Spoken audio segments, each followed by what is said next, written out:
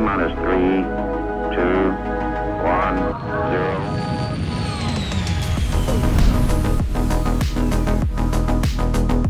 Hi, friends. Welcome to the Launch Sequence Podcast, you space nerds. We have come to talk about space stuff, and today, believe it or not, Star Citizen is on the agenda. We've got a big patch coming up, 4.2.1, and it wasn't really expected to be that big of a patch, but it is filled with quality of life, and it's got some significant updates to things people haven't been enjoying as much as we would hope. Wicklow, security systems, and cargo hauling stuff. But besides that, I've got good friend, channel regular, and also editor on the channel, 10Pound42, with me to talk about the overall year and kind of how Star Citizen is doing in terms of playability, making its progress, where we are 6 months in, and where we might be 6 months from now. So thank you for joining me, man. Welcome in. How are you doing today? Okay. Yeah, good. Thank you. Yes, I'm here.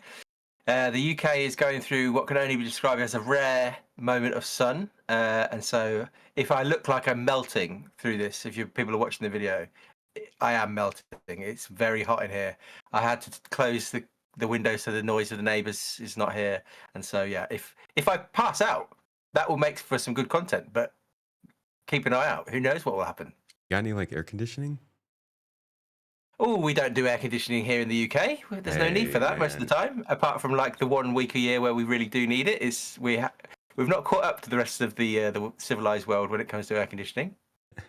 Well, I'm just making sure to catch you on that 1 week every year. Would you have to close your window and lock yourself in the room with a running computer? It's been hot out there, and it's getting a little warm out here in Turkey right around now. So if I'm rather shiny this episode, folks, don't mind. Don't mind at all. It's in health. I don't know. You recently put out a video about the performance of Star Citizen over the last several months after their letter from the chairman and the push for playability. And you actually are, like you said, one of the only, if not the only person who's been benchmarking Star Citizen regularly for years. So you can speak more towards the playability and stability of the game. But you can also look at the content we've been seeing this year and kind of how it fits into the overall direction of the game that you've been covering for years as well. So I think you kind of have a unique perspective on this, and I'm looking forward to what you have to say. But just kind of, let's say just average-wise, if somebody were going to ask you, you're walking down the street, I don't know, what's a big city? Are you near London, Newcastle, Manchester? Everybody's near London. Everybody's near, like, yeah, London it's just the island is London, right? So you're just walking down the street in London, and some business guy with a briefcase walks up, drops his briefcase, and oh, look at that! There's an issue of the Jump Point in there. You say, "What? Why are you carrying that?" He says, "Well, I love Star Citizen, buddy, but I haven't seen it in a while. How's it going?" I don't know why. That's a great. I don't know why I came up with that scenario, but what would you tell that guy? Oh, I would tell that guy. I would say, maybe come back in 6 months and see how we're going. No. That's always the answer, isn't it? 2 years. There's been improvements. There have been improvements this year from all of those things: performance, stability, and content. But I don't know what you thought when they said at the start of the year, "Oh, this is going to be the year of playability." I don't know if you thought suddenly that was going to mean like massive strides forward. I would say that we haven't had massive strides forward yet. I mean, the content, I think we can talk about in a bit. There has been some really good things come into the game that some people really love, obviously, and some people are not interested in that sort of gameplay. And so, if you think about them rounding out the whole experience, it's good. Like things like Hathor and Stormbreaker the Worm are a good thing, but from a content side of things, I still don't feel like there's enough in the game to engage the average person regularly. I mean, I think you have to be very much into Star Citizen if you're going to log in every day. I think it's tricky because we are only 6 months into this year of playability. The question is how much more is going to happen in the next 6 months. Are we going to see an acceleration? Is performance going to improve? Because it did improve for a while and then it kind of went backwards a bit, probably because of getting Invictus and everything together. That person on the street, I would say, maybe come back at the start of 2026 and see how it looks. Well, I'm sorry to say, but that guy already picked up his briefcase and sprinted off to the tube because he's late for work. Oh well. No, but He'll yeah, have to follow us on YouTube. yeah, subscribe. I hear you though. I think that point that like the day-to-day gameplay, even if they are adding a bunch of sandbox activities, events, and interesting changes, and even if they are like updating the stability of it, the day-to-day things that you're doing still put such a blocker in your way. Like the inventory system, Yeah. just rough, right? If you're a new player, you hop into the game and it's kind of hard to figure out where you should consider starting out. If you get a crime stat, it's still not entirely clear what you need to be doing or what that's going to entail to do it. Like it still has that not quite ready to accept casual players feel to it. Yeah, I think the test is always, would you recommend this to your friend? And I don't think enough has changed since the start of the year that you'd suddenly be like, oh yeah, come and play. I don't think it's gone that far, and you could question whether that was ever going to happen this year. And again, if we zoom out slightly and look at the reasons for this year of playability, part of that is because they are obviously focused as a company, CIG, on Squadron 42, and the vast majority of people are working on getting that finished. And so there's limited resources for this year of playability, probably is the fair way to put it. CIG can't just... It's not like they're shooting to get 1.0 out by the end of the year, if that makes any sense. As in 1.0 is what they've set out as the not finished, but the playable version of the game, the point where you maybe would invite your friends to come and play. And we're obviously not going to be anywhere near that. That's not what they're talking about. So it is sometimes it sometimes feels a bit more like a year of stabilization, maybe more than playability. Not in terms of the stability, but they're just trying to with the small resources they've got, they're trying to make the game into a better place, probably so that when Squadron 42 comes out, hopefully next year, it's in a better state than it has been. But yeah, 6 months in, there's been some progress, but there's still a lot to do. Yeah. Does it feel kind of like the statement playability? Let's dive in on that. This is a really interesting one. I talk about this on the channel, on the stream, because a lot of people call this the year of stability. And Yeah, I think it's not what I said. yeah, I think they specifically avoided saying that. And it's almost a semantics play because they say playability and then they include these three terms, and one of those terms is content. So from your perspective, when they say they want to work on stability, performance, and content, what does that tell you? What should that have set expectations for this year? And do you think that they've been meeting those so far? Great question. Let's define probably what they mean. So stability, I suppose you might define, you can chip in as well what you think, but you probably define that as how many crashes do you experience, how many kind of game-breaking bugs, how many times does an elevator murder you, that sort of stuff. That's probably how you just define stability. Performance, obviously, probably client-side performance we're talking about mostly from our point of view. How many frames can you pump out in the cities, maybe especially?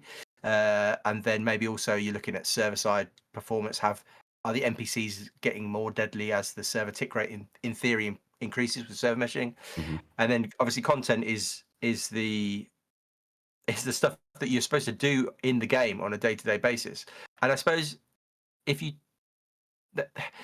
They said they were going to improve all of those things, and they have, to a certain extent, improved all of those things. So it's hard to be like really, really cross at them for where we sit right now. It's just that what we have right now still doesn't equal like a finished game by a long shot. It's just things have marginally improved. Like things have improved, but it probably hasn't really moved the needle that much for your average player. Mm-hmm. You think it's fallen a little short of what people are expecting in the first 6 months? I mean, I'm looking at the live chat here with supporters who are listening in, and they're saying, should it have been a playability year, or should it have just been more of the status quo and they kept going? Well, that's I mean that's probably a whole rabbit hole to go down. Hmm. I'll answer the first bit first. Like, has it? The thing is, CIG, unfortunately, they're not. They haven't traditionally been great at communication. They've said a load of stuff, and then we've looked back and been like, well, that didn't happen, or that didn't happen. But still, on top of that, when a person reads a statement from a company, they will interpret it in all sorts of different ways. You'll interpret it some way. I'll interpret it one way. The issue that maybe they had that they haven't delivered on so far is that they said that they were going to utilize, and again, this is another rabbit hole. They were going to utilize the EPTU and the tech preview, and the idea in our minds maybe was that throughout the year there'd be regular feature stuff going on alongside this content stuff that was being released alive. I mean, they And had so the cool far, infographic for it, man. exactly, and they previously have done this when Jared said a couple of years ago. I don't even remember what year it was. Oh yeah, we're going to be testing this. We'll be testing this. We'll be testing this, and none of that happens. And so, I think for me, and going into the second question of should they have done this, a vast majority of people's interest in Star Citizen has been that it's been regularly receiving new features and it's been regularly progressing. It's felt like the main game, even if it wasn't like worth playing as your main game, there were things to check out in each patch where you're like, well, they've added this or they've added that, or what we're expecting to happen this year. Yeah. I think a lot of people were expecting 4.1 would be the drop of engineering because it was supposed to go in 4.0 and then it got dropped. And I think people were expecting this year to be stability, playability, content, and EPTU tech preview features. And so far, that just hasn't happened at all. And even I can't remember which talk it was, which of these secret talks that CIG did to different communities. Was it the German one or the Chinese one? Maybe the German one, where they said they were aiming for a tech preview with engineering in June. Well, that isn't happening. Did they name June? I don't actually I've- remember if there was any I specific. could be wrong. But I feel like they said they may have. I feel like they said they were aiming for some sort of June time. No, it's I supposed could to be be wrong about that, but soon, which does rhyme with June. it could be soon. And so if they said soon, I apologize. And soon June. It's not here. Yeah. So the Soon point June stands or still. Dune. The whole year. One of those three. Or it could have been. It could have been Dune. It could have been the Moon. Who knows? They could have said anything. But they still have. They haven't delivered on that side of what they promised in that letter from the chairman. The idea that we would see feature progression alongside the live version of the game, and maybe that's why it feels a bit like the game isn't moving as fast as people were hoping for. But expectations, the management, people having different perspectives on words. It's a nightmare, and CIG could say anything and still would upset everybody, and upset lots of different people. So I think it's not moved as quickly as I was hoping for maybe at the start of the year. Well, I think that there's a lot of opinions about the content they've been added, and we're going to talk about the content specific because that's where they've been most successful, I think, in delivering this year. But you make a very good point about the EPTU, about the features. They call it the year of playability, but right above that year of playability is the infographic showing the idea that they want to drop features into the EPTU so they can be tested alongside a whole patch cycle and get a whole bunch of stability. And to be 6 months into the year and not see that now is definitely going to leave people kind of curious as to like what's going on with it, because now we've also gotten some more communication on it. But even that leaves us kind of confused. And this is all just a symptom of being absolutely way too obsessed and following this all way too closely. Because the guy who's on the tube with his briefcase with the jump point, he's good, man. He's going to show up in 6 months and he's going to be like, okay, cool. Yeah, he's playing June right now. He's fine. He's just left it in the background for a bit. He's fine. Yeah. Not gonna lie, I've been playing a lot of the Alters lately. Oh, I might do a video on that game. That is a freaking amazing game. It's really good. It has nothing to do with the topic of the podcast, but I'm like the guy on the tube, you know? Sometimes you've got to just move on. I fired up Battlefront 2 the other day, and I was like, oh, ooh, this is quite fun. Like been having a resurgence. Yeah, it's come back in a big way, and I thought, oh, check it. I quite enjoyed it back in the day, and it is funny that, and it's the same. I keep looking at the Switch 2 and all the Mario Kart stuff, and I like Mario Kart, and I'm like, ooh, should I blow all my money on that and buy? It's a bad idea. I shouldn't. I should say, but the idea that there are some games out there that are just like fun to play, like you fire up Mario Kart and it's fun. Like immediate, it's just the gameplay experience is fun. Or Battlefront as well. There's some issues with it, but on the whole, because it's fast paced, it is fun. Star Citizen is not in that place where you just fire it up and it's immediately fun. Just Like coming out the being like, Star gameplay, Citizen is not fun. yeah. Headline. No, but you have to work to get the fun in Star Citizen. You have to put your time in. Blah blah blah. It's interesting that there are plenty of games out there that are immediately pretty good and pretty fun. And so your man with the briefcase running for the tube, he's got a lot of choice, and so. Yeah, you're not recommending Star Citizen to him in his current state, but and space gamers are eating well right now, dude. Like we just had the jump ship demo, which honestly, that's the perfect combination of like that quick Mario Kart kind of stuff you're talking about, and this more complex gameplay we get in Star Citizen. I love that game.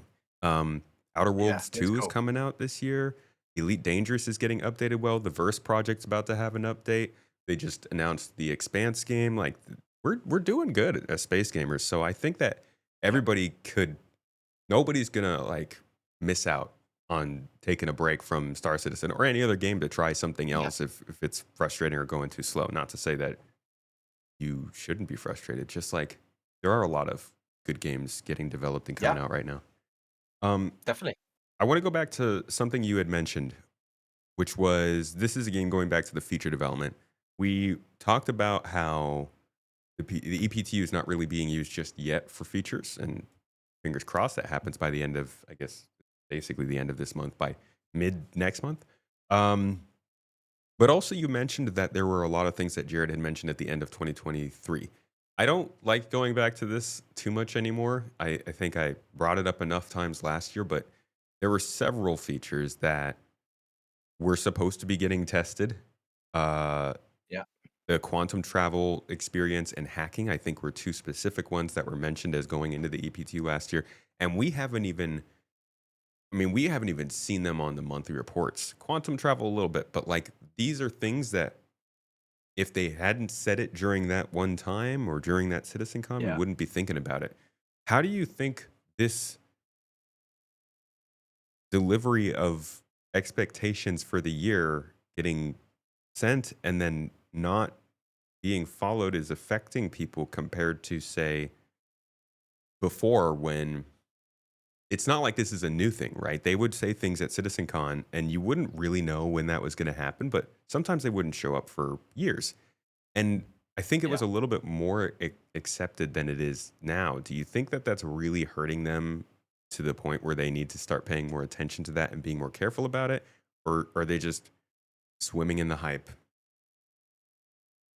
Yeah, well, I mean, the ship sales would suggest that it's not hurting them in terms of that side of things. They might be in a bizarre place where the community on the whole has now become so kind of numb to some of the things they say and a bit jaded, where the community kind of just generally knows that these things aren't gonna, because we've obviously had, this has been going on for such a long time where they'll say something and then it not quite happen as they said it would, or it will take ages, or the ban of enrichment, that sort of example. There's things where, oh, things are happening, there's concept art, there's all here's some stuff in engine, oh no, something's changed. I think people who've been following the project for a long time are maybe now at the point where they take everything that it used to be what Chris would say with a grain of salt. That maybe is an interesting change. They'd look at Chris and he'd come up on stage and say something and be like, whatever. What's interesting maybe now in the last couple of years is that actually now we have to take what Jared says with a pinch of salt, in that he's now said quite a few things, that list, like I said, of features being a major one, that just haven't happened. And so I don't think that means he came up, he didn't get up on that episode in 2023 and just lie. I don't think that's at all what's happening. He wasn't trying to build hype with something that was never going to happen. I think the reality is that they have a plan, and then as the year goes on, they say, we can't do that, or we should do this differently. Or I think it's unfortunate that he has got up on an episode of official communication and said we're going to test all these things throughout this year, and then they've not done anything. But I think he's been just a bit stuffed by probably in that time period. Was that when Rich Tyler was kind of coming in, and was there some with obviously Todd Pappy crossover stuff happening where they just shifted some priorities, and then he's been made to look a bit silly because they didn't do anything of the things he was going to say. Yeah. That's probably what happened. He wasn't maliciously communicating badly, and it's probably the same with the letter from this year where they've said, here's the EPTU plan, we're planning to test these things alongside, and as the year has kind of got going, they've gone, oh, that's probably not going to quite pan out quite like that. And I think we'll be lucky to see I think we'll see an engineering tech preview at some stage. Will we see another one?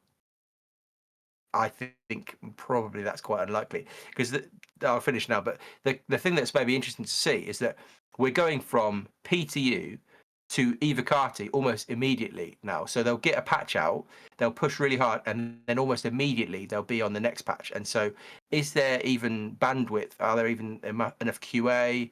All the people who I think it's in Austin, who like publishing, deliver all the publishing stuff, can they even fit in more publishers to like an EPTU?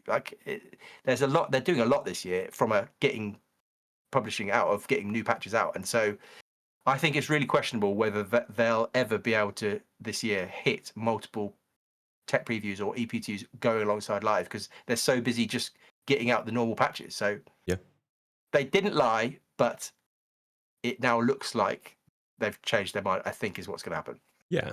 It's like a more condensed version of the whole project, really. It's like the plans get outpaced by reality, and they have to make a switch, which is like they've been reeling from having to stop doing that for a long time. I mean, 4 years ago, they collapsed the roadmap down to 2 quarters because of that. This year, they've collapsed it down to basically just the next 4 weeks, because they now realize that they can't even give that sort of expectation that far out. And I can't speak towards agile development or how it's all supposed to work, but with a patch coming out every month, like you said, they might just be overwhelmed by trying to keep it even stable. And it seems like that might be something, going off of what you said again, that could have changed in between the letter from the chairman coming out in December and whatever they figured out during their month of planning in January. And then also Jared's message at the end of December and whatever they did in January. It's like, maybe stop communicating in December. Yes, that's probably the top tip.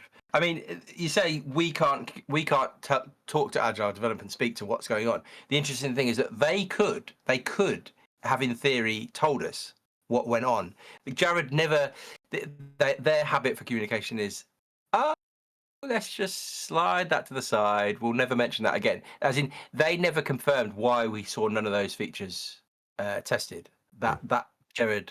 I mean, they maybe hinted that it was to do with the server meshing preview stuff, because that obviously, if that was the same year, wasn't it? Where they basically did a load of testing. They then needed to work some more stuff out, and then it took a lot longer than they maybe thought. So that's maybe why. But my frustration might be that they seem to have a real kind of aversion to telling us the truth afterwards when we could take it. We could take them looking back and saying, this is why this didn't happen. But they just ignore it and just move on, which I think is frustrating. I kind of miss those. Yes. What were they called? What were they called? They not retrospectives. What were they called? They were like. Yes, I know what you mean. It was like a report they would do on the patch a couple months later, right? Yeah. Yeah, that. I think we deserved something like that for 4.0. Yeah, I think I think that's the sort of communication that we could really do with, but maybe they're so. I mean, for some reason, their communication this year has dropped off a cliff, and they now basically only do ship behind the scenes. Well, they've emptied a lot of offices, right? That the LA office had several people who were involved. Was that the guy? Were they the people doing the? Do you think they were the people doing all the ISC stuff? Yes. Well, Okay. not all of not all of ISC. I don't even know what the heck's going on there. I'm I've held back on on talking about This is like the moment. Don't hold my feelings back. about Go for ISC. it. No, it's just like Inside Star Citizen this year has been basically patch trailers and ship trailers. Um, Yeah. like I remember being a little bit bummed when the sprint report stopped in 2023, but now there's nothing. I mean, we're not even hearing what's coming up in the next quarterly.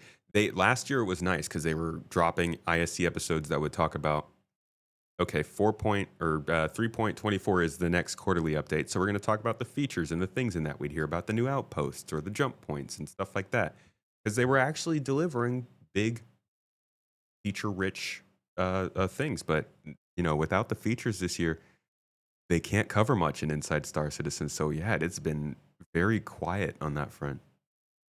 Yeah. Do you think it is? Do you think it is? Because I think I said this. I don't know if it was on a Star Citizen Live or something.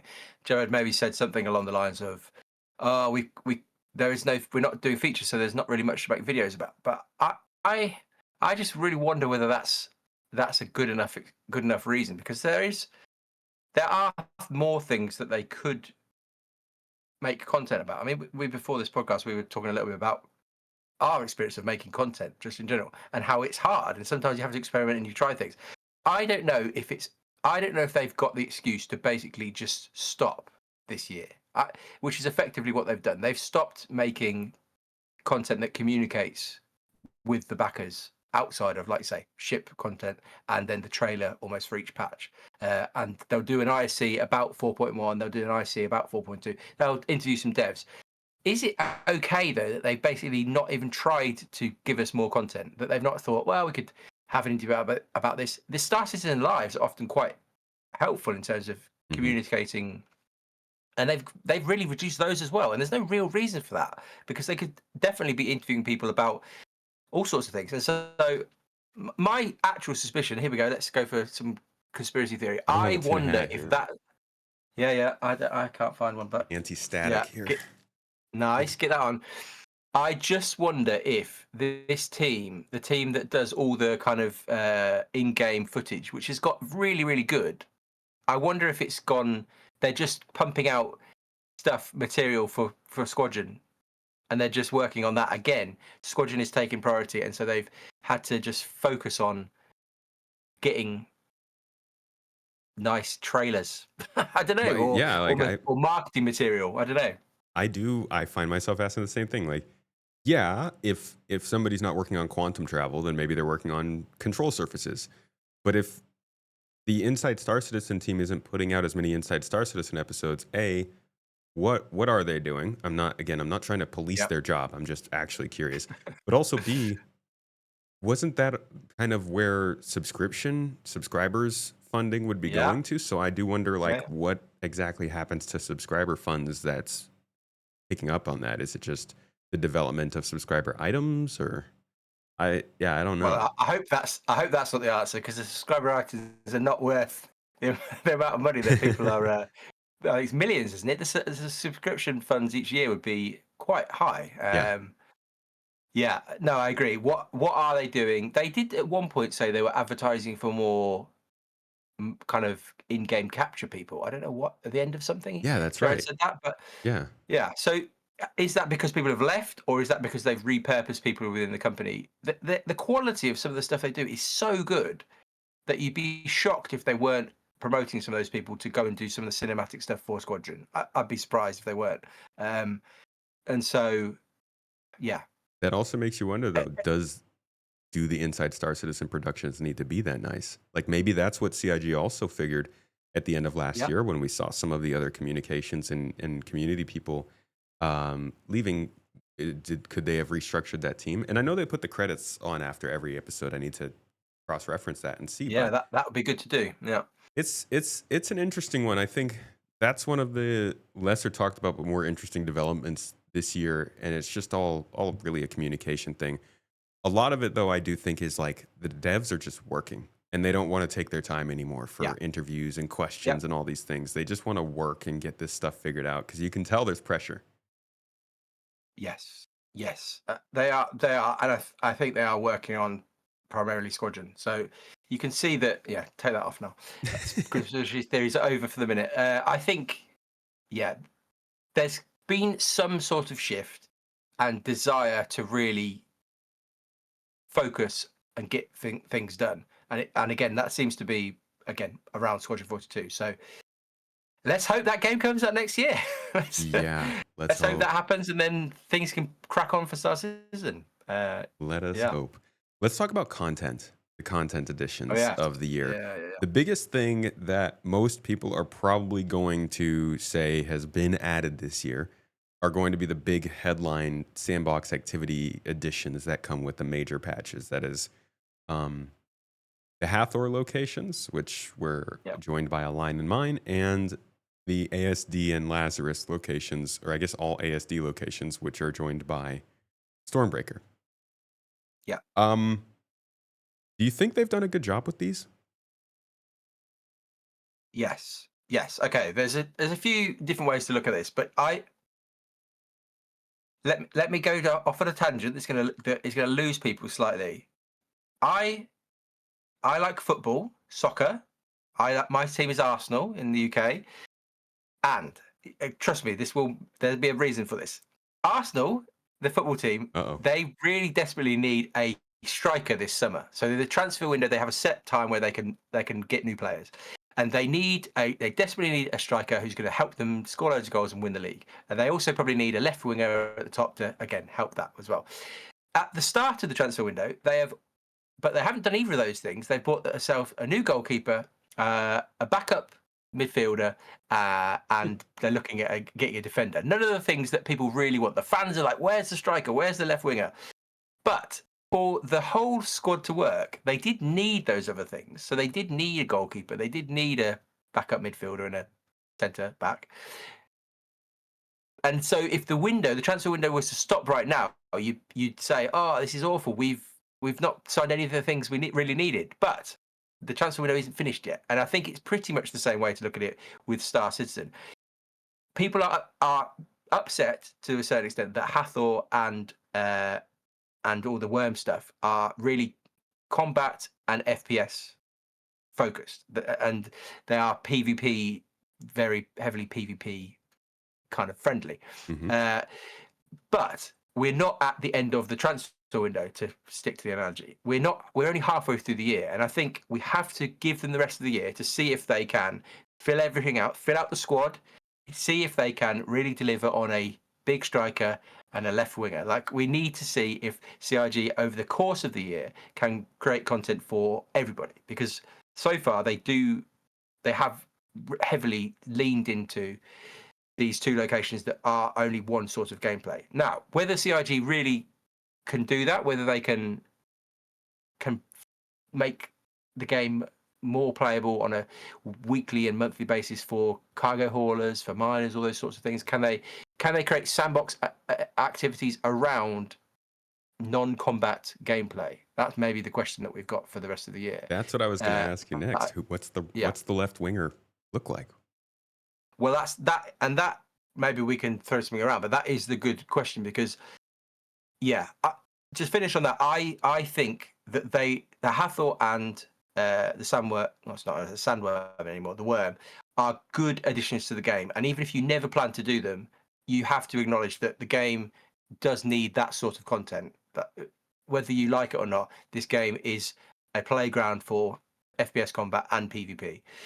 But yes, what do CIG deliver to us in the rest of the year? What is the left winger? Can they come up with an event where you are doing some of the same sorts of things that we do in the kind of global events coming up? So obviously we've got the global event coming up in 4.2.1, but rather than that being a timed event that goes away, can we have that be a sandbox activity? Can we have some sort of resource gathering thing that is always there and always pays out, but there's a reason to do it? They're the sorts of questions that we actually have no idea. The only thing that we, I think, know at this stage that Jared has said, he said August is fun.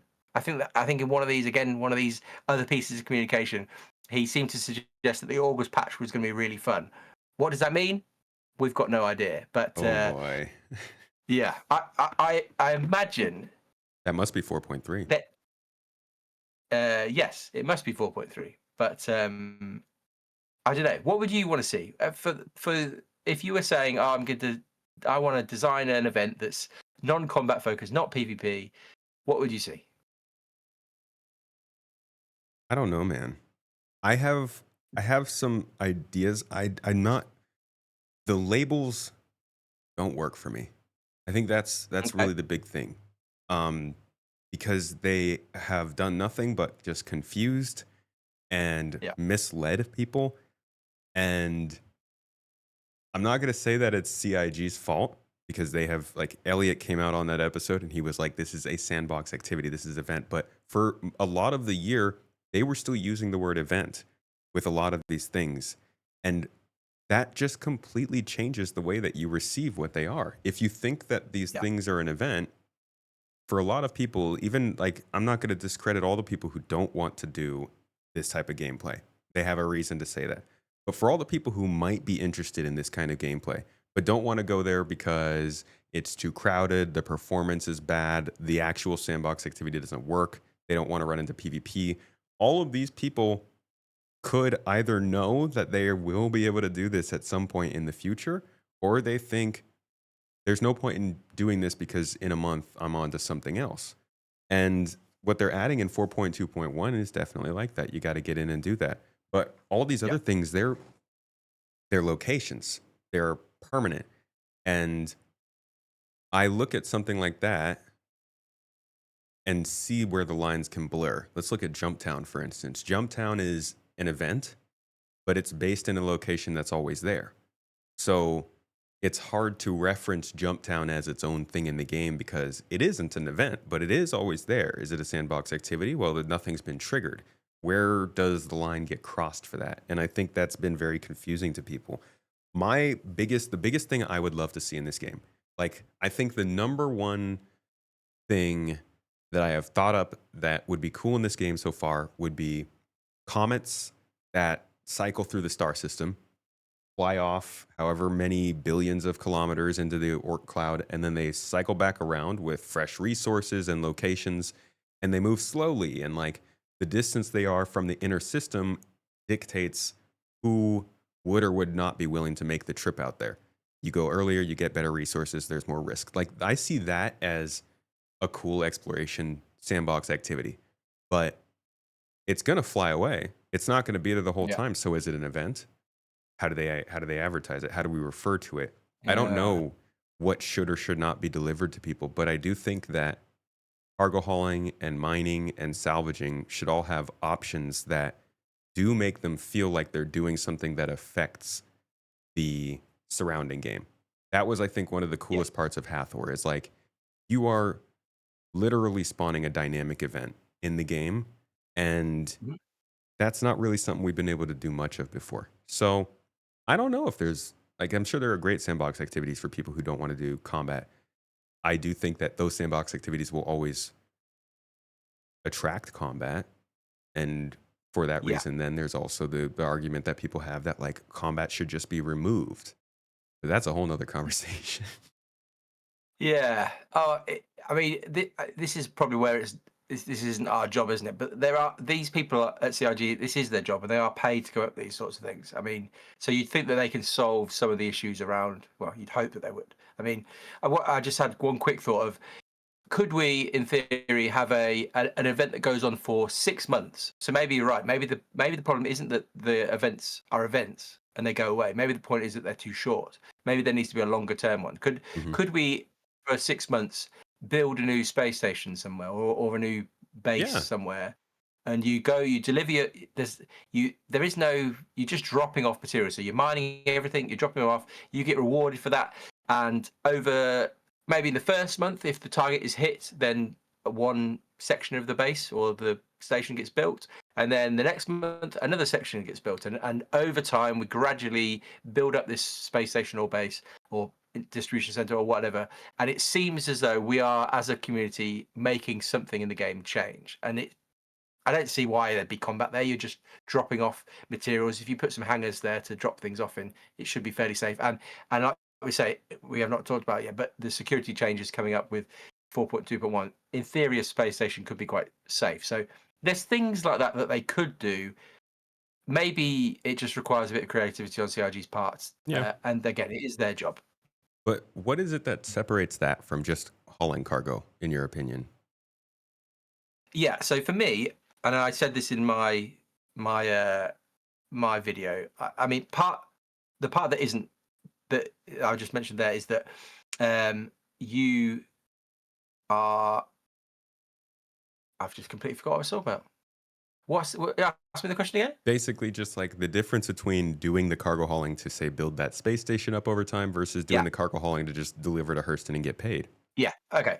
Yeah. So first thing is that obviously you're seeing something in the game change. So if you're actually contributing to something change, and it feels like you're not, it's obviously not the same as the Hathor location where something spawns and everything, but over time, a bit like if you've ever played Animal Crossing, you build up your house, things change, and it feels like you're affecting the world. So I think that's part of it. But what I would do, and what I think CIG should probably do, is for that sort of event, if you contribute enough resources in the month, so the first month or the second month or whatever, I think each month there should be a reward that you get for doing that is account bound. So it doesn't have to be anything crazy, but it needs to be some sort of, whether it's a reward from the company that you're buying, there needs to be some sort of account bound reward that doesn't go away. Because the thing that I was saying in my video was that I have found myself only being really motivated to play the game when there are account bound rewards. So this new event coming up in 4.2.1, you play it, you grind through the different companies, and you get rewards that stay on your account, and it actually feels like you're doing something somewhat worthwhile. You're not just, I think I said in my video, sometimes it feels like when you're playing Star Citizen, you're just messing about in an alpha and nothing really means anything. Yeah. Whereas if you are getting rewards that stay with you, that you maybe like the paints or like the gun or whatever, there's some value in that. That will vary for different people. Some people will be like, oh, I don't really care. Some people are like, I need to collect every single thing that I possibly can. But I think for an event like that, building a space station, if there were rewards that you got each month, you probably find that some people would be motivated to log in each month, do their chunk, get their reward, and then they probably leave it until the next month. But it might motivate more than just doing contracts at the moment where people just do them for money. And even obviously Wicklow, which we can talk about a bit in a minute, the changes coming to Wicklow are good, but still everything you do could just disappear the next patch because CIG's persistence isn't that great at the moment. And so I would probably also like there to be maybe a monthly reward that you can do for Wicklow that changes each month, that would be account bound. So you get something that proves that you did this thing at this certain time, and you get that reward forever. And if people missed out, they missed out on that. So that's the sort of thing I think I would see to create some sort of motivation for those sorts of events. Yeah. It does feel like we're seeing these global events, or this one global event that's brought in here. I don't think it's difficult to see how that can be applied to a longer term sandbox activity feeling kind of thing. And I'm hoping that's where they're headed toward. But a lot of people, I said that would be the main focus kind of what the content was this year, is those big things that are happening. But that's not really the only thing that's been brought in. And a lot of people feel like some of the statements are hyperbolic. They've done nothing but PvP this year. The only thing that they've covered this year is combat. Why do you think that? Why do you think that the other additions that are coming in are being so heavily eclipsed by these things that there's just like the things that are being done, which I think are fairly playability focused? And I'll throw out some examples, but those things are kind of getting missed or forgotten. Things like the physics collisions between ships getting fixed, or the mining resources getting split out into different categories for more progression. Or even like we're seeing here with little changes like the cargo hauling. That's not as big a change, but you get kind of where I'm coming from there. Why do you think that those aren't landing as much with people?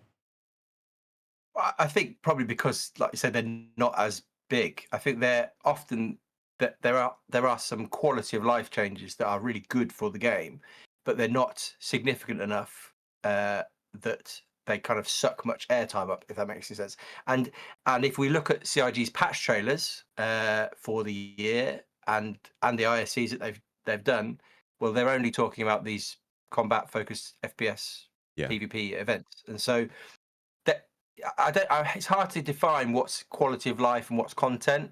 But a lot of the small things that are happening this year are really good, and they do overall help with the playability that CIG are looking for this year. But I, as somebody who quite likes FPS combat and doesn't mind a bit of PvP, if I look at people saying, "Oh, it's all PvP and it's all combat," I probably would say, "Yeah, you're probably right." But to go back to my Arsenal analogy, I think we have to wait for them to do the rest of the year to see if they can fill out the rest of the squad, so much as to say. So, yeah, I don't think anybody who's saying, "Oh, why is everything combat?" I don't think they're really that wrong. It's just, yeah, the small things that change in the game, we were always getting those small things. So every patch, we would always get little bits, little tweaks, quality of life things. Some patches better than others, but the change that this year has brought us, the idea was this content was going to happen, but all the content so far that they have brought in has been combat focused, and that's probably a mistake on their part. They probably shouldn't have done Hathor and then the Worm. They probably should have done Hathor and then some sort of, like we say, sandbox non-combat hauling activity. But that's what they've done.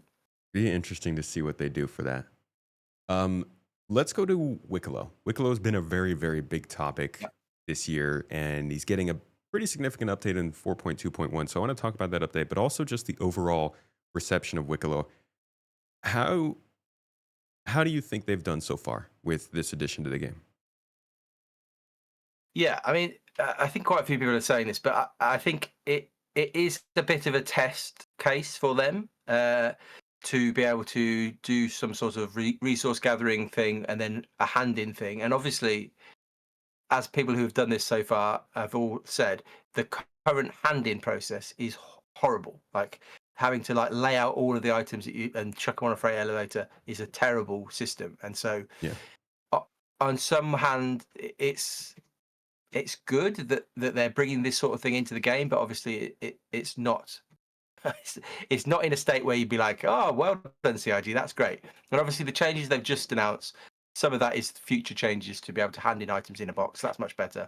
Yeah. And obviously, we're losing the RNG, so the random put in this stuff and then randomly get a random ship back, which I can see why they did that, and that is a thing that other games do. But I think almost universally, the people who have run through Wicklow content and then done that have complained that it's horrible, especially the people who've got like 6 Intrepids on their account that they were just trying to get some other ship, and it isn't a particularly fun thing, and with no way to like re-roll on what you got or to trade in your ship or even to sell your ship so it's not on your terminal when you're pulling out ships. There's issues, but it is a test. I think it ultimately is a test. They're trying to work out what they're doing with it. And like I said, for me, my issue with it is that they haven't done anything in there that has been like a permanent reward, because I cannot motivate myself to run through a load of content to get a random ship that then will just be wiped randomly, maybe at some point over the next few months, because the persistence doesn't work. If there was something, if there was a gun skin in there or some armor maybe that was going to permanently end up on my account, I would be much more likely to go and run that. But as it is, I tip my hat to the people who have spent hours and hours doing Wicklow stuff. Then they've chucked it in, got a random ship that they didn't want, and then that random ship has been deleted in the next patch. Like, if you've done that, thank you for your service to the game. Thank you for your testing. I cannot believe that people will have found that fun. So, very, very sorry that happens to folks. Yeah, I've seen a lot of reports of that. It's like, Wicklow is a great addition, but why would I grind this hard for something and then in 2 weeks the possibility of it's just gone? We're in like this weird in-between time where the persistence is there, but it's not reliable. and they're doing in-game rewards, but they're not account bound. So like you want to progress, but is it really worth it? Yeah. And I think ultimately for a lot of people the answer is no. And again, if we go back to the game isn't like Mario Kart or any of the other big games where you just turn it on and have fun immediately.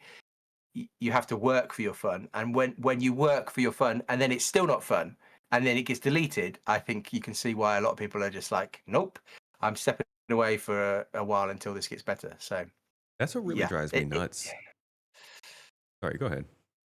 no, go on, go.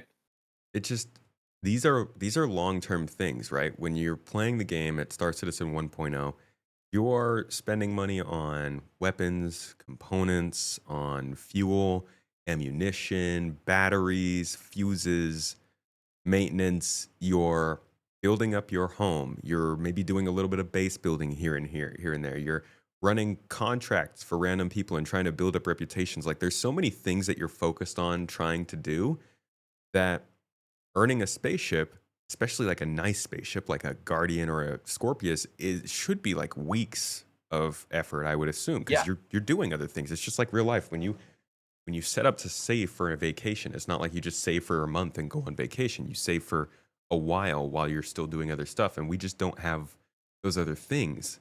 So trying to focus entirely on earning something so impressive from the only person who trades that stuff and the only system where you can trade stuff in a game that doesn't have the features to, like you said, sell things or craft things or even scan to find these things. yeah, It's actually, yeah, it's like a possible system in a wider broken system. yeah. It will probably, in a couple of years' time, when everything around it hopefully is working a lot better and the game can support things like crafting and base building and everything, you'd think Wicklow will be a fun and good part of the game. But for now, it is a bit of a torture chamber, I think, really, for people who are prepared to do it. And again, hats off to you if you are doing that content. CIG will need the data; they'll need the information. They are listening to the feedback that people are giving them about it. Uh, but in terms of it being fun gameplay, uh, it depends on what you enjoy in a game. If you do really like grinding through content to get things, and you like the idea of being a tester for this game, because some people, that's their kind of identity, is that they really like testing, and obviously get a lot of people on Evocati who like they'll just go in and test everything. If that's you, then it's amazing. But again, for the average player, I think I'd love to know the stats, and CIG will have them, of how many people have engaged with Wicklow that are playing regularly. I would be really interested to know that. Um, when it comes to earning that kind of stuff, getting things in games or in the game and getting rewards rather than buying them, how would you compare the state of the game now compared to a couple years ago, say 3.18? Oh yeah, yeah. So 318 is a long time ago in terms of this game, in terms of what's changed. Yeah. Um, could you even get anything at that point? Could you even earn anything? You maybe get like a reward for doing Xena threat. You might have got some armor. That Yeah, maybe during one of it's the funny. holiday events. Yeah, potentially there'll be things like that. It's funny because it seems, to somebody who's not working for the company, it seems like not a very complicated thing to come up with a reward delivery system. But if I think if you to find it on the roadmap, they have been working on how to deliver rewards and the means to do that and the code and everything for a long time. They first talked about it a long time ago, and still it's not perfect or even work. Obviously, if you go back to something not that long ago, like Save Stanton, the event where you were running around Stanton saving it, Hmm. you there was issues where at the end of it you'd have to do a load of deliveries or whatever, and often people were getting it completely bugged out. They would have done the number of deliveries, but then they'd have to keep going past that to actually get the reward to trigger. And so it's obviously much more complicated than we might think to just attribute awards to people and to accounts. And so I think it's a lot better. Things have You can now gain rewards, even if they're not account bound, if they're just in game. Obviously, doing the contested zones and the executive hangar stuff, you could get yourself ships on your account. It does work, and so we have to say that that's a really good thing. But it's a part of the game that almost, like we said before, like you said, isn't supported by the rest of the game. And so, how does it all factor in when we got things like crafting, when you can craft ship parts and ships, and we're so early. It's almost so early on this stuff. Yeah. And then that's an outrageous. I always say this. It's an outrageous thing to say that we're still early in a game that's been in development for so long. But some of this stuff is early testing, and I think we have to say it's good, but it will only really work and make complete sense once the rest of the game around it has filled out and caught up. If that makes any sense. Yeah. Yeah. It is better. I mean, like you said, we couldn't even earn stuff 2 years ago, and even last year, I think it was a little less apparent. This actually feels like the first time where I feel like they're really starting to lean into this earn stuff in the game. This event has a lot of opportunities and a lot of ways to play, and I hope this becomes a regular thing for, every quarter at least, where people feel like they can jump in and earn stuff. Because like you said, it's really motivating. Yeah, and some people will look at that and be like, "Oh, you shouldn't need to have a carrot to chase after to play the game." But I think that is a lot of games. A lot of games you log in to do the thing. Like plenty of games where some new content will be released and you run through that content to get some new armor or a new reward. That's how a lot of games work. And I don't think there's anything wrong with that. And again, CIG will have the numbers for engagement over this last period. They'll have the numbers for the patches. But obviously, the last 2 patches have been these sandbox events, sandbox activities. Sorry, and they'll know how that compares to strategic. No, what was it called? Supply or die, where there was rewards, and they'll know how it compares to Safe Stanton, and they'll know how that compares to what's coming up. What was this new one called? Second Drive? Life, Resource Drive? Yeah. Something like that. So they'll know that sometimes, my suspicion will be that if you put something in the game that people can grind for, they will play the game. Yeah. They'll probably have some fun doing it as well. And I think it'll be interesting to see going forward if they continue with more of these events, or if they do alternate between sandbox activities where there is no long-term permanent reward and events where they can just give you that little carrot to get you in the game. And I suppose from CIG's point of view, if you're engaged in the game, if you're playing the game, when they release a new ship, you're more likely to buy a ship, and that's probably how that works. It'll be. I hope they can just keep doing more of these. It's really good stuff. I'm impressed that. Well, I like that they're managing to bring some of the stuff in weapon-wise that's helping, and armor-wise. But I do feel like, I don't know, were you expecting there to be more kind of development in terms of that stuff over the last 6 months? Maybe just as in more items added?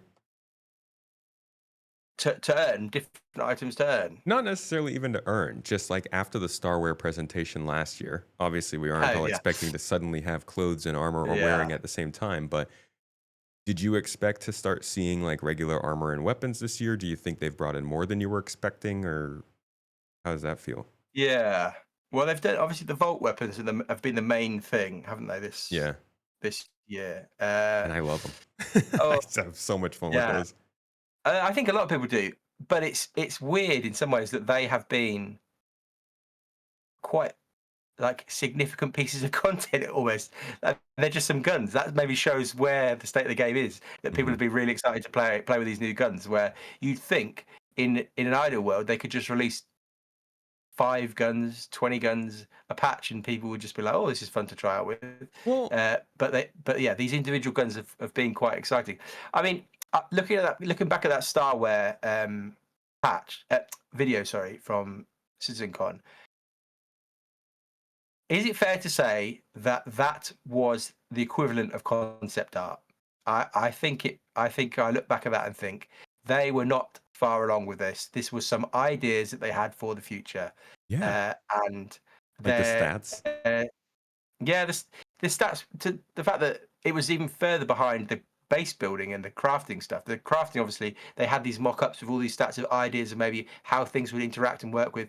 For the Starware one, there were literally bars, nonsensical, non-meaning bars. It was effectively concept art, which again, if you look back at CitizenCon, a lot of the stuff actually, more than we would hope, was kind of concept art and not that close to being delivered. The sad thing about that one though is, and you obviously you cover this quite a lot in your kind of looking back, they have had plans for armor and how it would all interact, and they've talked about this previously, but it's just made no real progress. And so, yeah, I was hoping that things like flight suits might start to affect you more helmets with different abilities. But I guess maybe that's all feature stuff. Maybe it's all tied in with feature work, and I haven't got the ability to do that. The content itself is dropping in though, right? We see the flight suit, we saw the racing suit, utility armor, exploration armor, like they're kind of dropping them in. Do you think that these are being dropped in with some newer coding that will make them link into stats and Starware and stuff? I know that one of the helmets had a glitch that allowed it to scan when you took it off. So like, do you think that it's kind of happening? I think they may be testing some bits and bobs behind the scenes. Yeah. Whether it's ready to go anytime, I don't think it's like they'll suddenly just turn a switch and everything will turn on, and then there'll be all this sort of interaction. Obviously, from their side of things, creating new armor, I would imagine it's quite a low kind of resource intensive activity. It's not hard to get some artists and get it all rigged up and everything and get everything working. I imagine they've probably got that process down pretty well, and it is content for the game. And obviously, they have now started selling armor packs with different patches, and so if I had to be completely honest, I think that system is quite a long way away.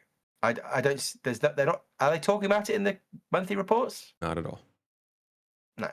I think that was here's an idea that we're going to do in the future. Here's the combat visor. The combat visor probably is only there for squadron because they've got it in squadron. I would imagine that's why we have the thing on the screen that shows you where you're shooting. Yeah, and so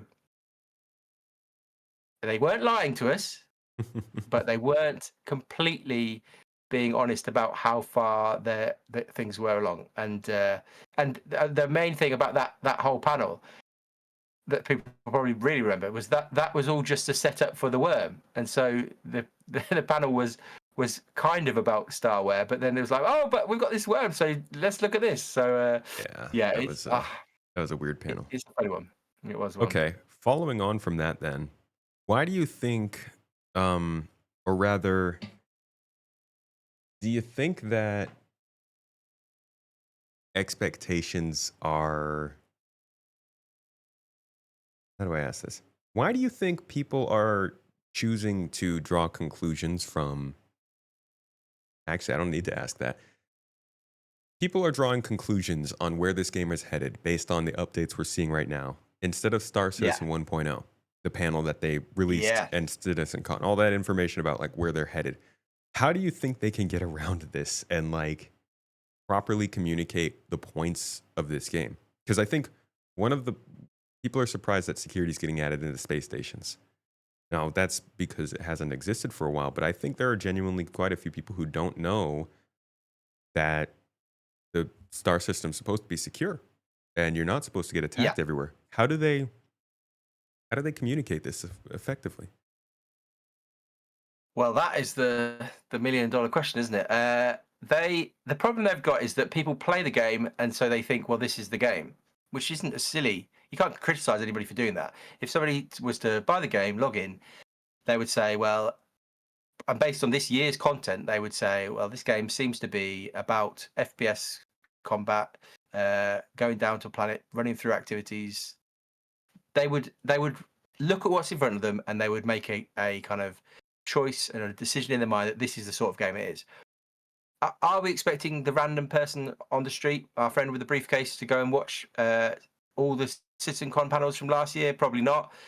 How they could communicate better would be, like we said a bit more in the first bit of this. We said they could communicate. That would be a start if they started talking a bit more again, rather than just shutting up shop and not saying really a whole heap. But the problem they've got with 1.0, I think, is that it's probably so far away, and nobody wants to hear this. Nobody wants to hear this. It's probably so many years away at this stage that all they can do is slowly plug away at the things required to make it happen. They can slowly get things like base building, crafting in. They can slowly do starware. They can slowly get the story in. They can slowly do the quality of life changes. They all they can do at this point really is make some progress. And it is a shame in some ways that this year is a year where they've almost stopped the feature development in the live patch for Squadron reasons, probably, because it means that people who are new to the game now are probably thinking nothing's really changing whereas everything is going to change. Like the game we have now doesn't represent what 1.0 will be. It will be quite significantly different. And so for things like the security, like you say, I mean, I don't think many people would be surprised that there'll be a police force effectively in the game. Like that is a lot of games, and it won't. I assume, but they didn't confirm. I assume that won't be in Pyro. I assume that will just be around it's just the Stanton. Stanton stations. Yeah, and I would argue that maybe the gangs should have some sort of equivalent force that pop up around their stations. They should. But the gangs, again, unfortunately, the gangs have gone a little bit like the list of features from Jared. They almost seem to have forgotten the promises. Not promises. That's not fair. They've forgotten what they said about the plans for the gangs and reputation in Pyro. That's all kind of gone away. But anyway, back to the point. 1.0 is miles away, and people are going to read into the game what they see in front of them. And CIG can't do a whole. I mean, if I was waving a magic wand, I would say CIG get Squadron 42 out of the door next year, and that's the only thing. That's the only thing that they almost need to do. They need to keep selling ships because that's how they make the money, and then they need to get Squadron 42 out the door, and then we'll see where this thing goes. At that point, they can, unfortunately, probably re-look at all their plans. They'll probably do what we've talked about here, where they kind of sit down, they look at everything, and they think, well, we want to do this now. We're going to try slightly do this differently. I imagine we'll get another reshaping of 1.0 once Squadron 42 is done, and then. I don't think it would be. You're making it doesn't people have to cringe. be massive. Well, yeah, it doesn't have to be like they've changed everything, but things. Would you be shocked? Here's the question: would you be shocked if all their plans for like the Pyro planets with the shield tech and everything? Would you be shocked if Yeah, dude, they changed that or just scrapped that? I don't even think about that, man. That Yeah. I put that in the same category as I do player space stations. Of that whole present, like that they didn't even have to talk about space stations. The planetary warfare thing. It sounds cool. It sounds like a huge layer of gameplay on top of like a game they already want to be thriving from other stuff. So yeah, I wouldn't be surprised if that kind of stuff saw some changes. Yeah, I think that's in some ways a bit similar to. Obviously, none of it really worked. It's a bit similar to the Starware panel, where it's like, here's some ideas of things we'd like to do, but it's hard for us on the outside to really understand. But my suspicion is that Squadron is like a black hole in the middle of the company at the moment, and it is just. They already talked at the start of the year, didn't they? Benoit was talking about these idea that people would just be whipped over here to do this thing and taken for this thing to get this thing done, and they were kind of talking about the Squadron Star System for that.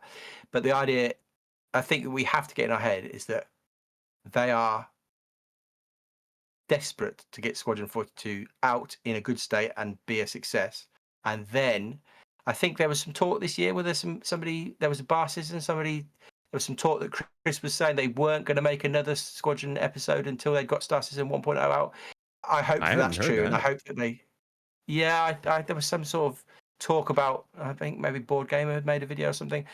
There was some chat around the fact that, maybe they are actually gonna do what people want them to do, which is they're gonna finish Squadron, and then they're really, really this time going to focus on Star Citizen and get 1.0 really done. this But time, guys. it's a long way away still, I think. It is. Yeah, I agree with you. And I think their problems right now are so tied up in just how long away it is and how long it's been. Um, Yeah. they have this weird issue where, like, you've laid it out throughout this show. People are less likely to believe what's being said, depending on who it's coming from. They are focused on just like what is happening at the moment right now. We haven't even talked about stability. I want to touch on frame rates here Yep. because you bring up something that I think is important between the different patches of how that performance has been going. That they're hamstrung to try and get this stuff done, and so they don't have time to Yep. put out Inside Star Citizen or Star Citizen Live episodes that are clarifying things that people are unhappy about. They're adding things that are easy to market, which are making some people unhappy. And then they also just, like, it's been such a long development that people genuinely believe CIG is willing to just completely flip the game on its head in order to appease the people right now rather than sticking with what they've been doing. Even as we watch engineering slowly approach us in the live game, which Yeah. is going to terrify a lot of people who are new to the game, even though probably unnecessarily. So Yeah. your solution is finish Squadron 42.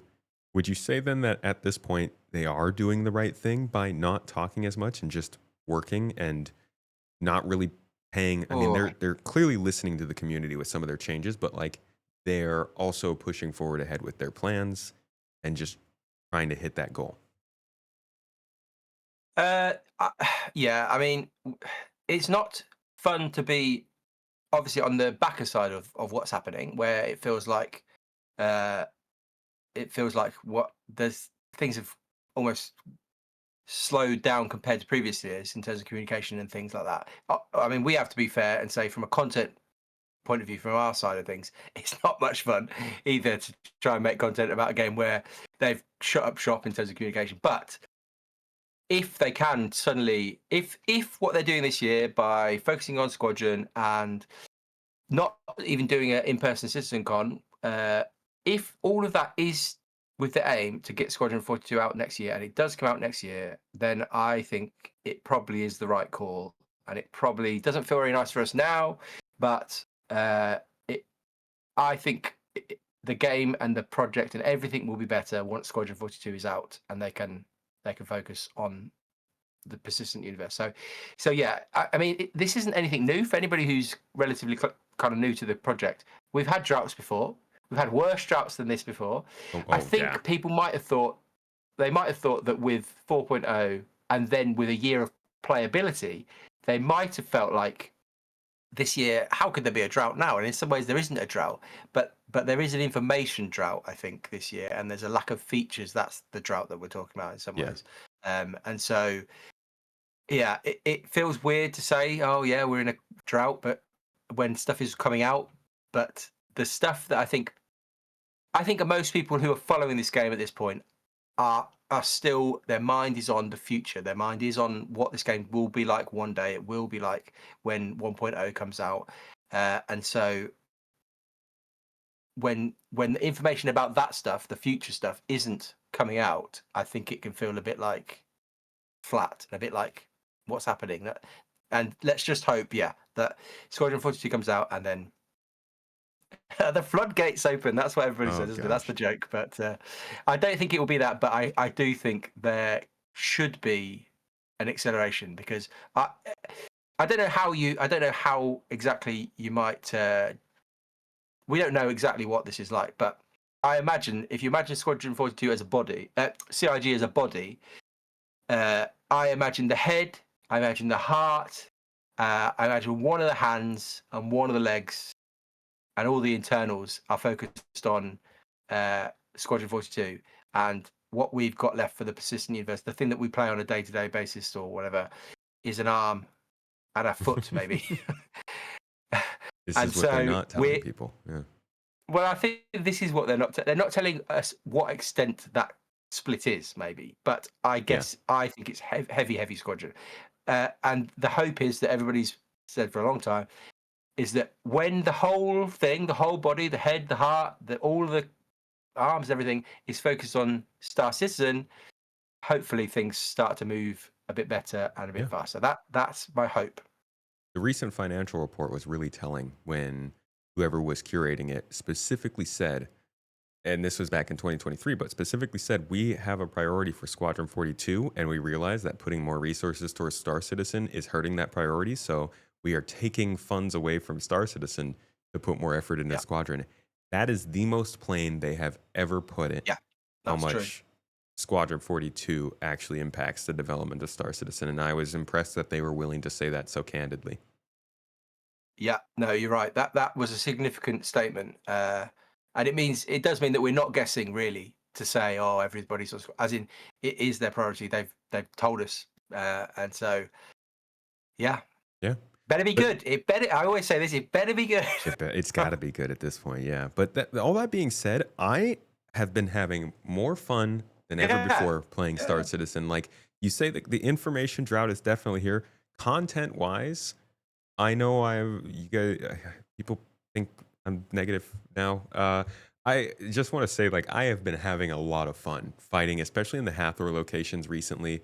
They're a little bit more easy to get into and just kind of chill. And I go in, I loot the place, I kill some NPCs. I have a good amount of fun that I haven't really gotten to have before.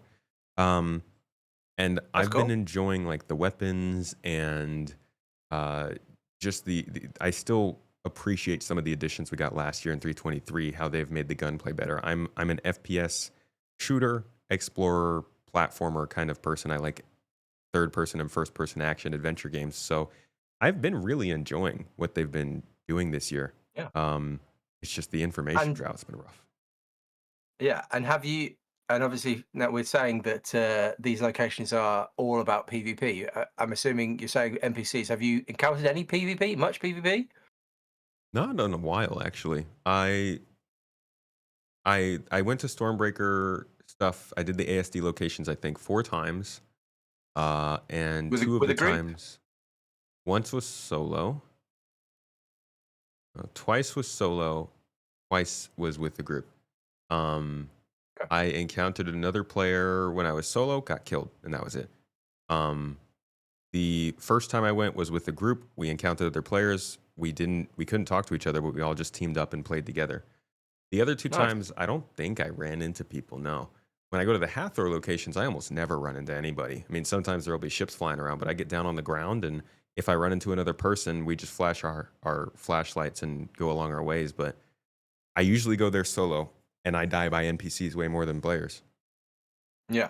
Oh, that's helpful for people watching to just to get a different perspective because the loud kind of perspective that you often hear is that you can't access those locations without either being in a giant group or without being murdered by somebody. So that's Yeah. good to hear. I think most people who play the game regularly are aware that there are caveats. There are things that you can do to Yeah. not get caught. Like if you show up to a location, if you land a little further away and walk in instead of flying your spaceship into the center of the location, you're less likely to get targeted. Like there are definitely things you can do. There are times you can go. Um, but that's what the game's going to be all about, right? Some people will feel like the game is incredibly dangerous because they are always trying to fly straight to the dangerous locations and then get killed. Other people will go to places where they have a nice reputation and they have security forces who have their back.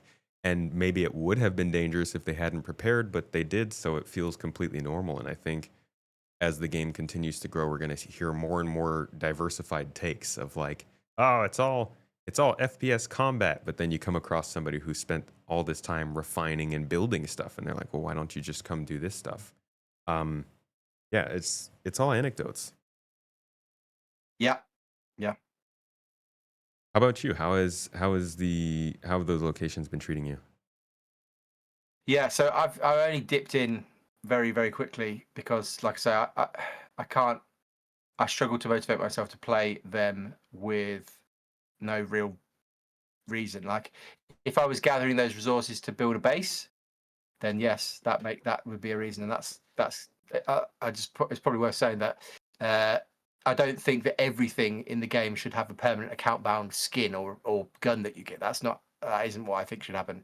But with the game in its current state, where there isn't kind of larger sandbox things to build towards, like building your own base or whatever, I find it really hard to motivate myself. But yeah, I get that. I've faffed around in Hathor, I've faffed around with the ASD stuff. I think mainly was on the PTU. I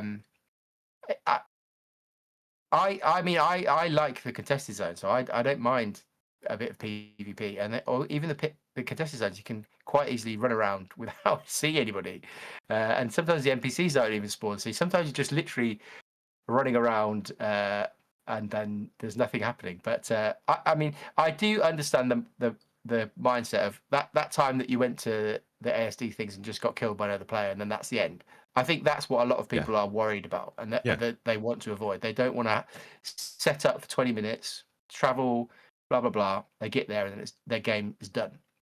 Because again, going back to it, that is the opposite of Mario Kart, and that's not obviously a game that's similar, but where you can just turn on a game and have some fun.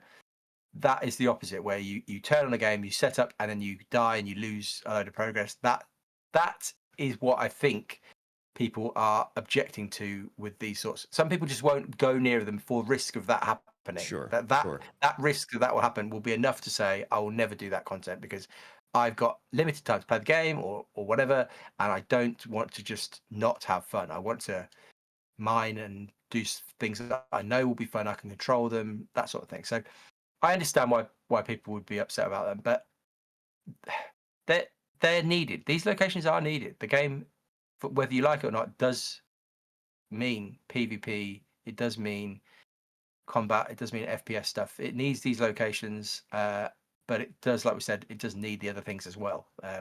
So yeah, I think that in terms of content, they've done a good job so far, but again, needs more stuff. I think it's similar to the problem with Wicklow, where you're earning a spaceship or you're earning something really small, and you're missing a lot of that more diversified progression. Pyro is end game. Yeah. And supposedly, yeah. It's supposed to be, right? But we can't have that sort of, I mean, like you said, the person who's just logging into play isn't going to have that perspective. They think this is the second system in the game. This is where I should be able to go and play, when in reality, this is the last of the first 5 systems you're supposed to visit. So getting to a location like ASD should be stupidly dangerous. It should be in a location where everybody is at risk of getting shot, because most of the people who are even in Pyro are later stage doing a lot more violent and combative stuff. And then on top of that, when Pyro is finally filled out with all its locations and stuff, those ASD locations are one of dozens, you know? So that's again, just, it's hard to come up with a solution of how they should phrase all these things that clearly are meant for a game that's nowhere near being complete, so that the people who are playing this incomplete version can still benefit from them as much as the people they're building them for in 4 years. For sure, yeah. I mean, probably the best analogy is the game as a jigsaw, and where there's just bits that are missing, there's pieces that don't look like they go there. It is really an incomplete picture, but the hope is, as it is finished and they put all the pieces in, it then resembles a coherent, good all-round experience. But it's not like we can't say, well, don't put anything in the game. I mean, we're complaining that they're not putting features in the game, and so we can't say, oh, wait until you're all ready for everything. I mean, they've talked about this in the past, and they've gone back and forth of, yeah, they've got to put stuff in. It won't look great. It won't be fixed, or it won't be finished. Some stuff won't really make any sense. But the hope is that when all the pieces are in, it then all slots together and it looks good. Hopefully. Speaking of looking good, let's finish up this talk talking about performance this year. We've talked about the content, talked about kind of the little quality of life features, the big additions, the events. But performance has been always a problem for Star Citizen regularly, from server frame rate to client frame rate to desync and glitches and crashes and 30Ks and all this stuff. How have they done this year on improving the actual performance of the game?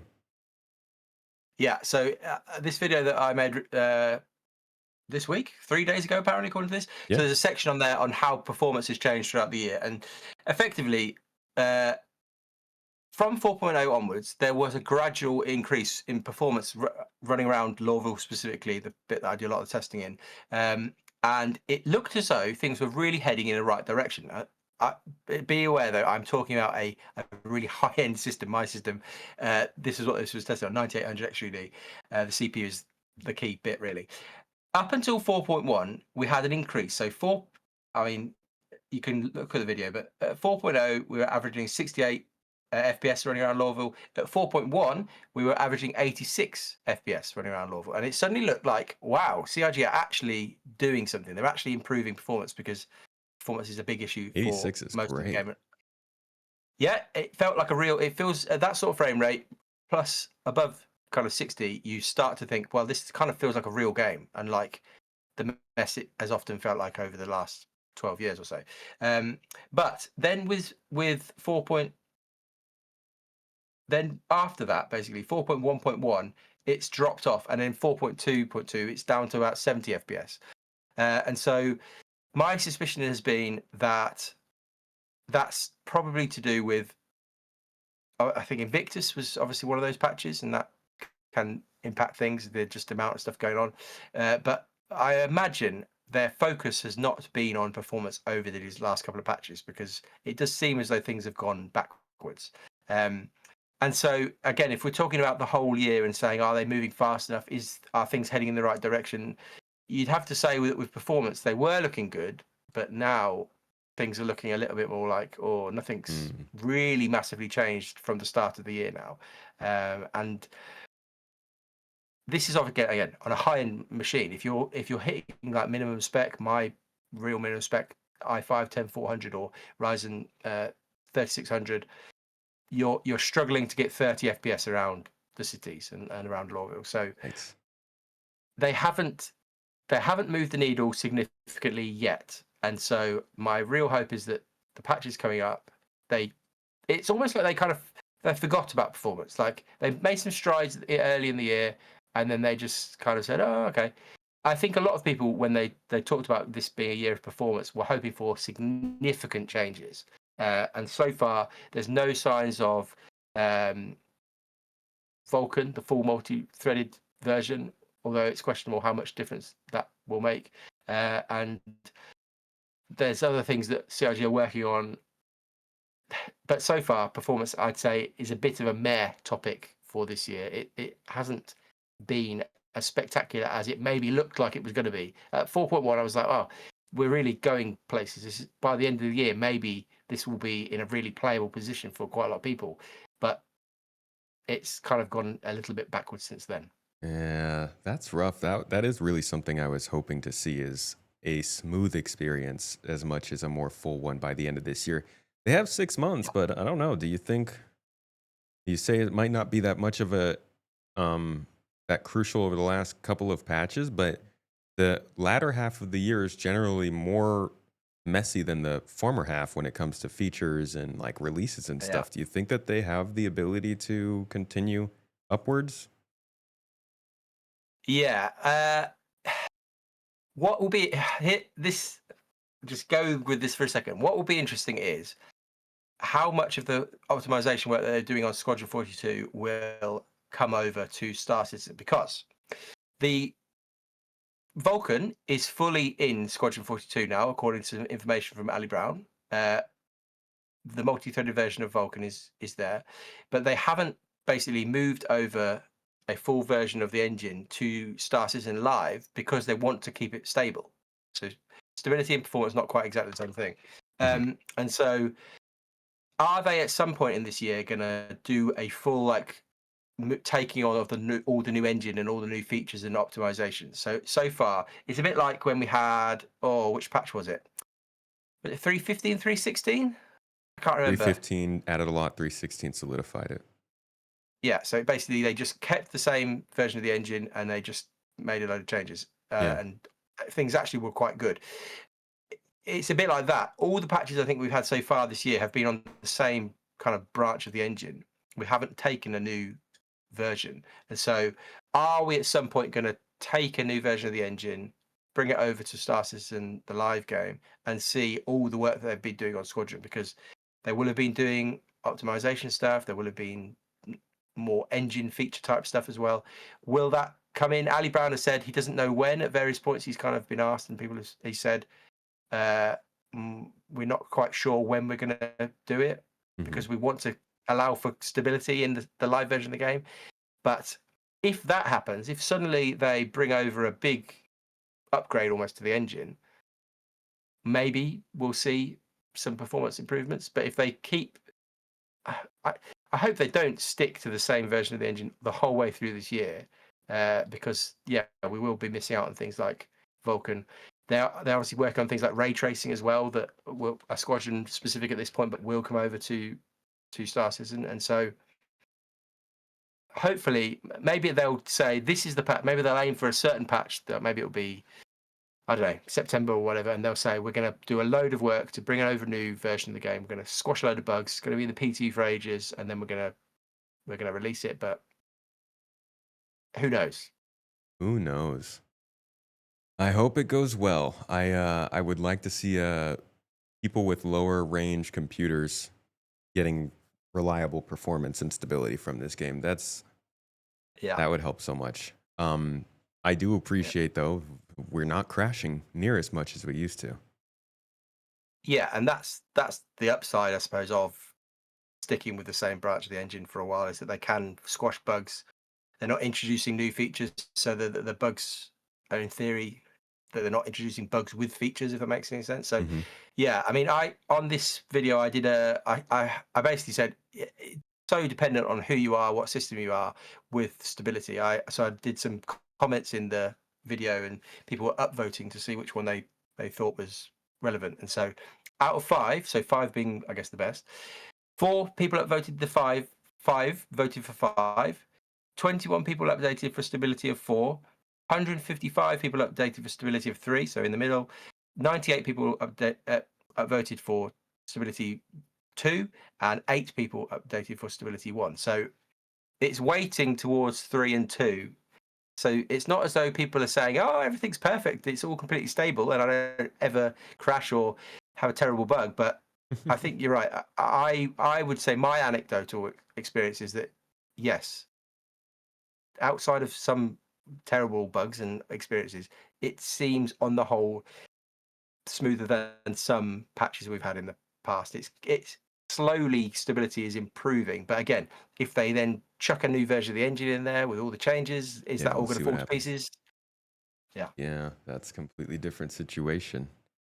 Finally, server meshing, the big boogeyman of technology, the Jesus patch. It was supposed to come in and have a pretty significant effect, according to all of us, on how the game performed and ran. Do you think it has done an adequate job of picking up the performance? Has it fallen short? Why haven't we heard about dynamic server meshing yet? Yes, it's a great question. And as we look at if we again go back to our jigsaw kind of analogy, it is a big piece of the jigsaw going forward. But again, because everything isn't plugged, all the bits around it aren't necessarily plugged in. Yeah, it maybe doesn't feel as impactful. I mean, I would say, but again, anecdotal evidence. I can now go down to a location, a outpost on a Pyro planet or whatever, and the NPCs will kill you. They will kill you if you're not careful. If you that wouldn't have happened. They would have been like all like this. They would have been standing still. Like there are improvements that have come with it, and the server tick rate is better than it has been. They obviously have done some work in terms of they've played with having some servers on a shard for things like Hathor, and they've moved things around. And they had a few more in Pyro for one bit, and then they had more in Stanton, and they're doing stuff in the background. But yes, dynamic is obviously the thing that we all care about. The only real thing we've heard about dynamic was, there was a whole lot of hoo-ha. I think maybe Luke Stevens made a video reacting to an article about how Star Citizen is in a terrible place and all the people are leaving. I think that was it. Yeah. So a load of people left. The only thing a couple that of the server meshing devs. Yeah, it's a couple of server meshing devs have left, and everything now is terrible. Was the article's kind of angle, but then the person who had left replied and said, "Don't worry about it. Basically, the people are working on dynamic server meshing, and I've got effectively had confidence in what they were doing. It wasn't all doom and gloom, but that was really the only thing we've heard that anything on dynamic server meshing is happening like in ages. So, is it suddenly going to just? Are they in this year of stability? Are they going to suddenly just start running tests? I don't know. I'd like to see that, but maybe the. Do you think you'd even notice the change? As in, is there a rush for this? Is the game in its current state with the player count in this play space that we've got? Is it good enough? For I don't dynamic know. meshing? As in, for what we have now, the player count is obviously hugely increased. Oh, yeah. Do I don't think you it's think enough. we need? Yeah, no, I don't think it's enough. But as the game is as it's running right now, I don't think dynamic server meshing would suddenly it wouldn't like fix anything, or it wouldn't change anything really to the gameplay experience, let's say. And so I personally don't feel like they need to rush it out. I'd say the gameplay experience now with 600 players in the shard, the ability to obviously cross the boundaries, it's all working remarkably well. Like, they've done a really good job. Yeah. I think they can just cook quietly in the background on dynamic, and when it comes, it comes. I just don't think it's. I mean, what? Let's say they go to 2,000 players per shard. I don't know what that does for the gameplay when we've just got the kind of two systems as it is right now. Maybe if they wanted to put something like Nix in, maybe they would need to have better server architecture. But as it is right now, I think I'm happy to just let them work in the background, and when they're ready to present something or show something, then I'm happy with that. Yeah, whenever they're ready, it'd be nice to hear about. I think that Well, yeah, mainly yeah. the main thing for them would be just right now it's probably the most expensive it has ever costed to run the game. Yes, They're running that's so a fair many point. servers. Yeah. Yeah, that's a fair point.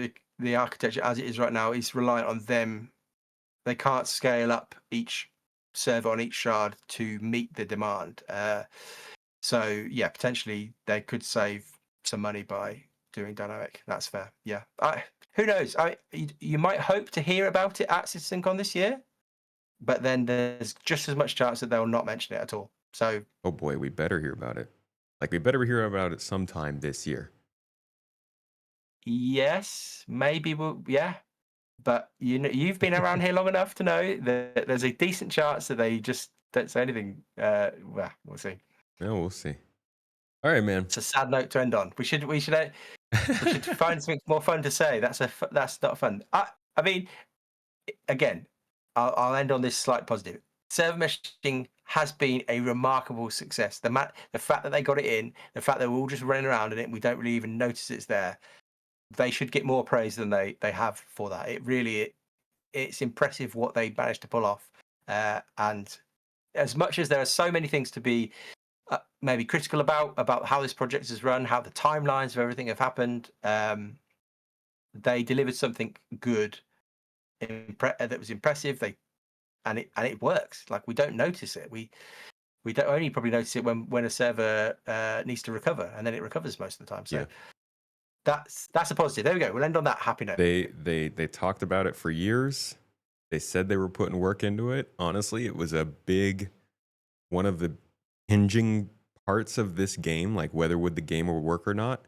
And they've proved that it at least can work at the current scale. So yeah, server meshing has been a big success for the game. I also think we're seeing 600 people now in a place where we could barely run with 100. And I look forward to seeing where that goes. Yeah. So no, if there's anything to be positive about this year, it's that server meshing is continuing to at least feel more and more stable. Yes. Yeah, that's a very good point. All right, man. Thank you for this talk about how we've been going through the year.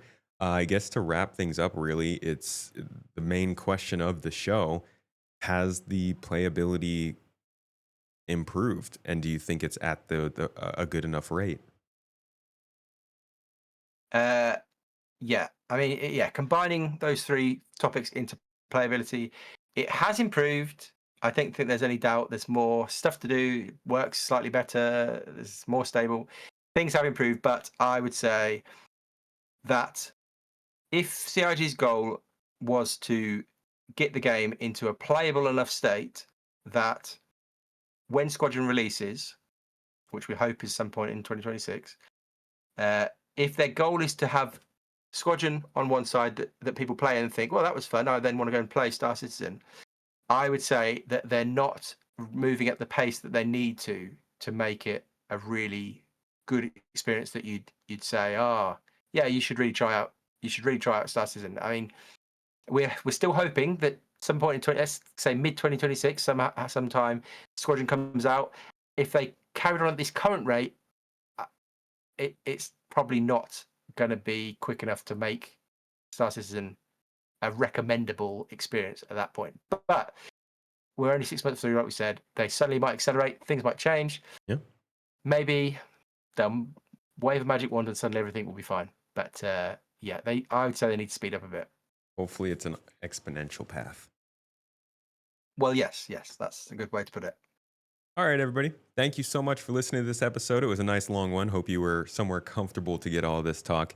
But this was a very comprehensive discussion about the playability of the game this year so far, which is the main thing that CIG is pushing for. So I think this is like the most important thing that we can discuss regarding the game this year. It's a lot of questions and things that are changing that maybe small here and there might get tweaked throughout the weeks and months, but this is like the persistent goal throughout the year. So we'll check back in on this later on in the year, but hopefully you learned something from here. Make sure to go check out 10Pound42's channel because he did make the video that we've been referencing this whole time. He also makes plenty of videos about the state of the game, performance, and a little bit of drama here and there, I'd say. Where can they find that? Yeah, just YouTube 10Pound42. Yeah, that's all I can cope with, as I always say. I can't cope with any more social media rubbish. No Twitter or anything like that. It's just YouTube.